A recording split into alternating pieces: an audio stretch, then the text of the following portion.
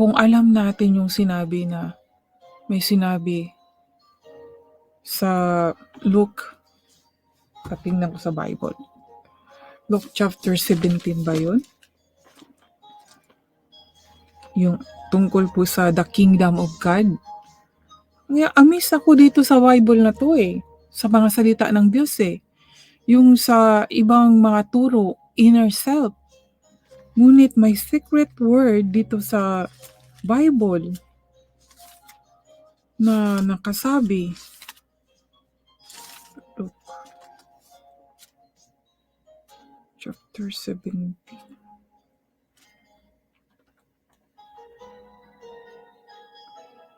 Chapter 17 verse 21.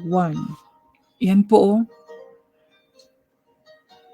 na sinabi na be still or meditate and hear your inner self. Meron kasing ganong turo. And then, na-question inner self. Kasi nga, pinag-aralan ko rin po kasi, nag-aaral ako dahil bisa kasi na lumalabas sa aking mga, sa newsfeed or sa aking, pag nagpunta ako sa YouTube, palagi pong nagpa-flash ba? Nakikita ko na, your inner self, hear your inner self. Kaya sabi ko, inner self.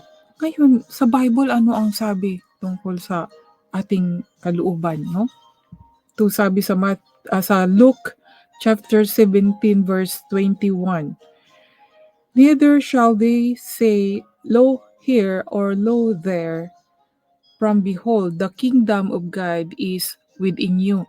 So, nung i-compare ko ang dalawang words na to, na ang sabi, the kingdom of God is within. In kasi within. So, sa loob natin.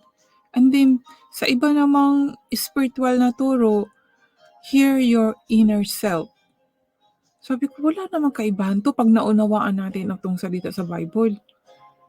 Na sinabi dito sa verse 20, and when he was demanded of the Pharisees when the kingdom of God should come, he answered them and said, the kingdom of God cometh not with observation. Neither shall they say, lo here or lo there, for behold, the kingdom of God po ang sabi, is within you. It's not with observation, but the kingdom of God is within you, within us, sa loob po natin. Tapos sa ibang turo po, yung mga law of attraction, ang sabi, examine or hear your inner self. Pakinggan ang inner self natin, ang sa loob natin. Wala pong kaibahan ito, mga kaibigan, sa aking pangunawa.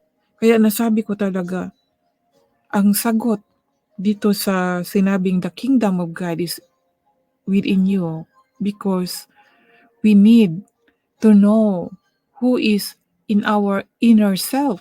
Sa ibang word, no, naturo mga kaibigan. Kaya paano tayo mag-grow kung ang mga ganitong turo ay hindi po ituturo sa atin? Kaya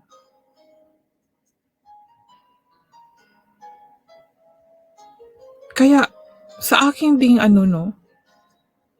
sa aking paunawa, kung nasa atin na yung kingdom of God, ito yung sinabi sa law of attraction na kung anong isisipin natin ay magmamanifest. Hindi po ako kontra doon. Kung nasa atin na ang kingdom of God, we can also do such thing. Kung ano po yung gusto natin. Siyempre, ang itinuro po sa atin ay mag-pray. Pray and have faith na makamit natin, di ba? So yan, wala pong kaibahan yan sa law of attraction na kung ano po ang gusto natin ay ating makuha. Pero ang itinuturo po sa atin na humingi tayo sa Diyos. Ang kaibahan lang po sa ibang turo, yung law of attraction is sa sarili lang po nating kakayahan. Pero tayo as a Christian na naniwala po tayo na may Diyos, na siya po ang mag-provide sa lahat, ay ibibigay niya. At dahil siya ay nasa atin, the kingdom of God is within us. Kung ano po yung gusto natin ay atin pong makakamit. Pray. Pray and faith that God will give. Mga kaibigan, it's amazing. Na-amaze po talaga ako dito. So, pwede po nating i-practice ang ganito, but everything belongs to God, na siya lang talaga ang nagbigay din sa atin. Not on our own power, but the power of God. Yun po ang kaibahan doon, mga kaibigan. We have to recognize that there is God who will provide us, will protect us, will hear our prayer, and always with us. Out and in po yun, ang God po, mga kaibigan. Meron po talagang mga hidden words dito sa Bible. It's amazing po, mga kaibigan. Atin pong pagbulay-bulayin ang katotohanan tungkol sa Diyos.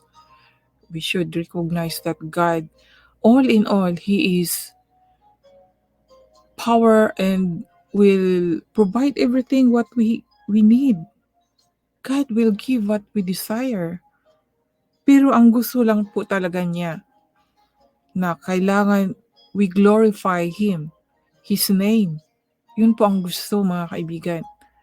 Kaya everything belongs to God. So basahin natin itong sa Hebrew chapter 11 verse 1 and 6. Ano? Ang sabi dito,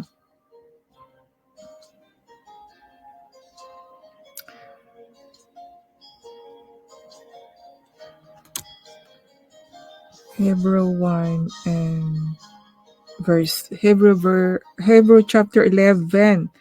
Hebrew chapter 11 verse 1 and 6 pala.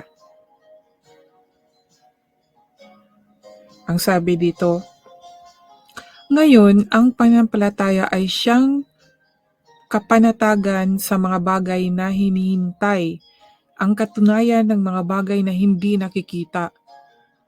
Di ba sa law of attraction, ang turo po ay i-affirm and then i-picture in mind and believe na makamit. Yun po yung turo, no? Ito naman walang kaibahan mga kaibigan. Now faith is the substance of things hoped for, the evidence of things not seen. So pag nakita natin, pag nag-gets na natin yung ating mga ninanais because of faith at nakita natin, nag-manifest siya, yan yung evidence, mga kaibigan. Kaya faith, pray and faith that God will give, will answer our prayer. At yan nga, ito yung evidence ng faith natin na nakukuha natin. It's everything from God pa rin po, not from our power. We can have that power because of the kingdom of God is within us. At hindi lang yan. We are filled with the Holy Spirit. The Holy Spirit dwells in us. So, meron tayo niyan, mga kaibigan. Hindi lang yung pinuforce natin na wala pong involved ang Diyos as a believer of Christ, or as a believer of that there is God sa buhay natin. God, si Lord pa rin ang magbibigay. Kaya nga tinuro sa atin na now faith is the substance of things hoped for, the evidence of things not seen. And then dito po sa verse 6, Hebrew chapter 11 verse 6, but without faith, it is impossible to please Him. For he that cometh to God must believe that He is, and that He is a rewarder of them that diligently seek Him. Yan po, mga kaibigan. Si Christ Jesus po ang itinuturo. dito. Na kung hindi po tayo magtitiwala sa kanya na siya po ang sasagot ng ating mga panalangin, ay yun, hindi rin pala natin mare-receive. So, kailangan po natin maniwala at pray natin na ma-receive natin through Christ Jesus, no? Because we have faith in Him na siya po ang magbibigay sa atin sa lahat.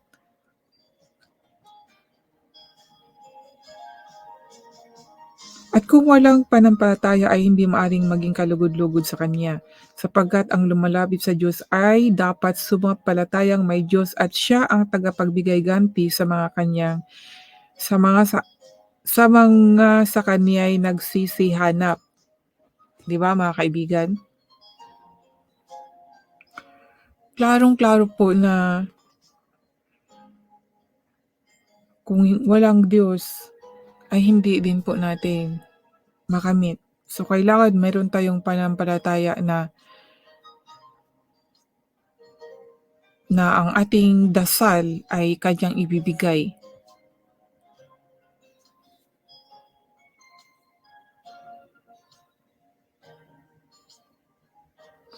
Sa sarili ko po noon nagdadasal ako na yun, lalo sa mga material na bagay, humingi po tayo palagi. Nagwo-work tayo, pero parang kulang, no?